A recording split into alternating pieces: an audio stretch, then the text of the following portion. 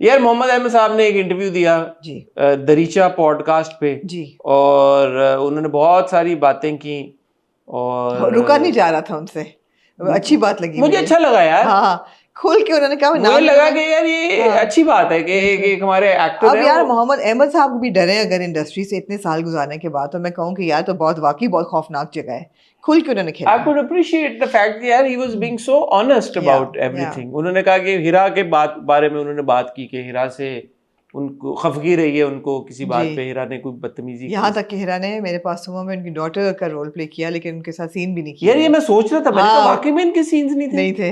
हाँ। फिर एक सीरियल के शूट के दौरान मैं उसके साथ स्क्रीन शेयर नहीं करता था। इसकी मिसाल आपके सामने, मेरे पास तुम हो।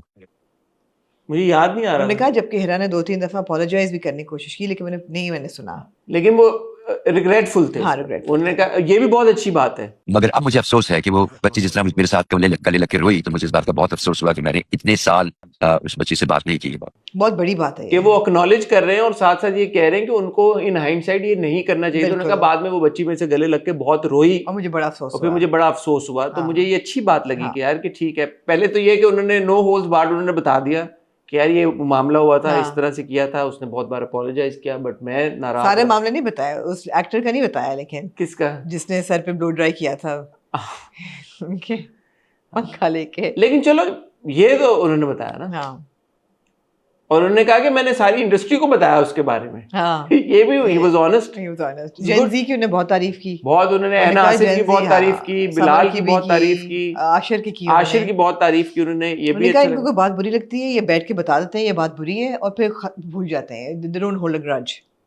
और बोला ऐना ने बोला कि वो लहजा ठीक करने की बात की, वो आती है कि अब्बा मियाँ कहती है, आप कहते हैं ना खे आप कहते हैं। हाँ, तो वो कहती है अब्बा मियाँ ये कैसे कहेंगे, वो मैं कर देता हूँ। तो ये भी, क्योंकि हम अक्सर जब हम एक्टर्स के इंटरव्यूज भी करते हैं, उनसे सवाल पूछते हैं, तो अगर आप किसी सीनियर वेटरन एक्टर के पास जाके उनकी हेल्प मांगेंगे जी, तो शायद ज्यादातर मना ना करें। हो सकता है कहीं पे कुछ हो ही जाता है, हर तरह के लोग होते हैं, इतने भी सारे कोई बहुत हाँ, बट आई एम हैप्पी कि यार somebody like मोहम्मद अहमद साहब, आप एक सीनियर हैं, वेटरन एक्टर हैं, राइटर हैं, बहुत सारी चीज़ों को बहुत बेहतर तरीके के साथ समझते हैं, तो आपके लिए तो एक वो कोच भी तो है ना सेट के ऊपर। आप उनसे जाके अगर कोई चीज़ समझें, सीखें, तो आपको करना चाहिए। And I am happy that young actors like एना are taking full advantage. Absolutely खुशी की बात, अच्छी लगी मुझे, अच्छी लगी बात।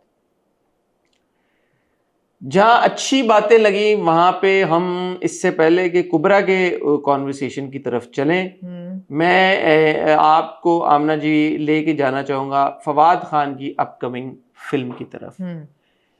उनको हमने देखा सिंध पुलिस के किसी यूनिट की जगह के दफ्तर में, जहाँ पे वो गन्स बहुत सारी पड़ी हुई थी और उनको ट्राई करके वो देख रहे थे, जिससे मुझे ये अंदाजा हुआ कि ये फिल्म जो है will obviously feature Sindh police in some manner, या उसमें ammunition या weapons या कुछ ना कुछ होगा। और incidentally सिंध गवर्नमेंट ने ही इसको ग्रांट दी जो है। सुनने में आ रहा है वो यही आ रहा है कि मायदा अजमत, जो कि पहले जो हमने आपको बताया था नदीम बेग साहब की डायरेक्शन में एक फिल्म प्रोड्यूस कर रही है जिसमें फवाद खान और आयजा खान है। अब मायदा अजमत सिंध गवर्नमेंट की जो दूसरी फिल्म प्रोड्यूस कर रही है, वो भी मायदा ने प्रोड्यूस की है, वो भी मायदा की, फवाद और आयजा वाली। जी। ओके। और अब जो दूसरा उनका प्रोजेक्ट है, हालांकि पहला पता नहीं बना या नहीं बना, हमने उसके BTS देखी है, शूट्स हमने देखे हैं, लेकिन अगली उन्होंने फवाद खान के ही साथ फिल्म अनाउंस की है, लेकिन उसमें अब इकरा अजीज होंगी जी। और ये बिलाल लशारी क्योंकि साथ थे, तो मुझे पता ये चला कि बिलाल लशारी भी एज एन एक्टर प्रोजेक्ट का हिस्सा है। और गोस्ट डायरेक्टर भी शायद हो, नहीं, मुर्तजा चौधरी डायरेक्टर है, इसीलिए मैंने ghost director, which I am like okay that sounds interesting. How Murtaza Chaudhary directing a film. We all know Murtaza Chaudhary, and I'm very fond of Murtaza Chaudhary. But him directing a film, that'll be interesting. I don't know if he's directed anything before. I don't think except so. the shows that they do. Yeah. Which have been very funny. BNN or four-man show. I'm assuming Mustafa Chaudhary will definitely be a part of the film. I would hope so. I would hope so. I mean, he's a very funny person. I would hope so. Yeah.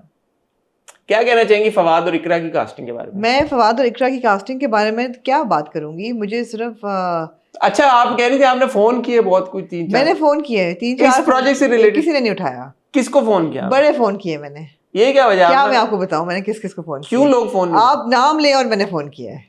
नहीं मैं क्यों ना, मैं बल्कि नाम से आगे भी उनके अहलो अयाल को भी फोन किया, मैंने कहा कोई उठा ले, किसी ने नहीं उठाया मेरा फोन। तो मैंने कहा शूट पे होंगे, सारे शूट पे, सितारे शूट पे हैं। ऐसा हो सकता है कि रात को उनकी कॉलें वापस आनी शुरू हो, अगर होंगी तो मैं कल के रिव्यू में आपको बता दूंगी। ठीक है, मगर ये है फॉर कि now we know that this film is bun rahi. Maida's We also know that Fawad, by the way, it seems like is having a kind of a major revival scene. उनकी look को बड़ा platform से किया कि जी new chiselled look Fawad Khan की, which was for a ad. not for this film. It's जो उन्होंने कपड़े पहने हुए हैं और वो कर रहे हैं वो, that's a TVC. हाँ बट इसके जब वो गए हैं, ये जो उन्होंने बंदूकें उठाई हैं उसमें भी उनकी वही चिजल लुक है उनकी। तो ज़ाहिर चिजल लुक तो रहेगी ना, एकदम एक दिन के लिए तो नहीं है ना चिजल उनकी सिलेक्टिव तो नहीं यार। मोर देन एनीथिंग एल्स ये गन मुझे बड़े मजे की लग रही है, जिसका आगे से मुंह यूं है, मुंह ये सीधी गन नहीं है, सीधी बंदूक होती है ना, सीधी नाली है, इसकी नाली आगे से यूं है, ऐसे सीधी जा रही फिर यूं टर्न ले रही है। नहीं यार सिंध हुकूमत की गन है, आप उसको डैमेज कह रही हैं? सिंध पुलिस की कहते ना कहीं पे निगाहें कहीं पे नहीं निशाना। भाईजान आप पीछे देखें, बंदूकें ही बंदूकें हैं ठीक है। नहीं यार कमाल। Anyway, तो अब अगर आप रिकैप SSU और by the special security unit, और बाय द वे फवाद का ही भी अनाउंस हो गया है कि नॉट जस्ट फवाद बल्कि जो बिछड़े हैं संग बचे हैं संग समेट लो भी इस साल रिलीज हो रहा है नेटफ्लिक्स पे। सुनने में यूं आता है, वो मैं उसके बारे में कोई हतमी वो नहीं करूंगा जब तक मैं हॉर्सेस माउथ से आगे चलें फिर सुन ना लूं। जैसे मैंने हॉर्सेस माउथ से सुना, चले मैं आपको बताता हूँ। बताएं। हाँ आपने भी तो फोन खिड़काए, मैंने फायदा भी हो आपके फोन।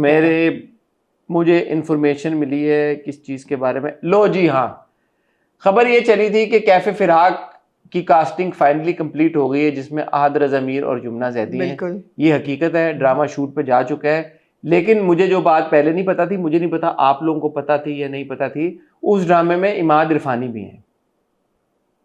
ये खबर है मेरे पास पहली।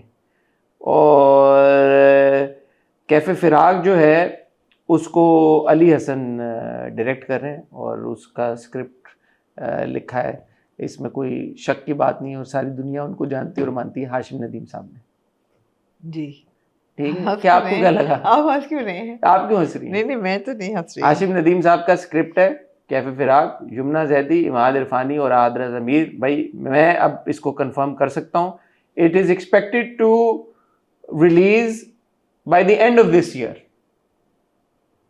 कहा आपको ये था कि पता बताएं कि मुनव्वरा का खादिम आ रहा हूँ ना उस पे। हाँ अच्छा ओके। जब मैंने हम टीवी पे अपने हॉर्स को रीच आउट किया तो मैंने फिर सारी खबरें ली ना, वन बाय वन करके मैंने फिर खबरें ली। तो कैफे फिराक की खबर ये है, ठीक है, वेल डन, पता चल गया आपको। जुमना ज़ैदी, इमाद इरफानी, आहद रज़ा मीर। अच्छा, उसके बाद एक और हम टीवी इस वक्त ड्रामे पे काम कर रहा है जिसका नाम है जमाले ज़ोहरा। जमाले ज़ोहरा जी, इसको लिखा है ये जब सार हाशमी हमारे इंटरव्यू पे आई थी तब उन्होंने मुझे सार बड़ा छाई हुई है, बताया था भी सारे हैं। और तो जमाले ज़ोहरा में सहर है, सहर के साथ एहसन है और एहसन के साथ साथ दुराब खलील भी हैं। और ये एक इंसॉम्बल कास्ट है इसकी, अभी और बाकी के जो कास्ट मेंबर्स हैं वो फाइनलाइज नहीं हुए।